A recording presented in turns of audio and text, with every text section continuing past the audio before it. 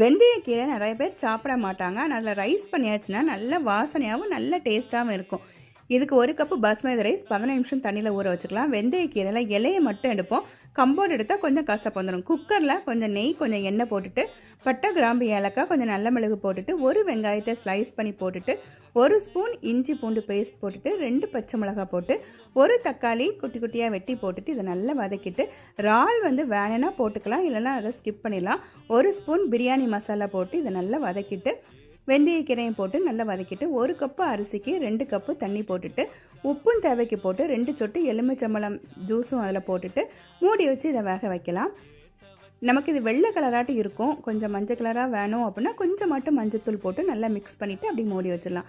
நான் இது எலக்ட்ரிக் குக்கரில் பண்ணுறேன். நார்மலான குக்கர்லையும் இது செய்யலாம். நார்மல் குக்கர்னால் 1 விசில் வச்சு எடுக்கலாம், இல்லைனா நம்ம பேனில் கூட பண்ணலாம். ட்ரை பண்ணி பாருங்கள், ரொம்ப டேஸ்ட்டாக இருக்கும். தேங்க்யூ.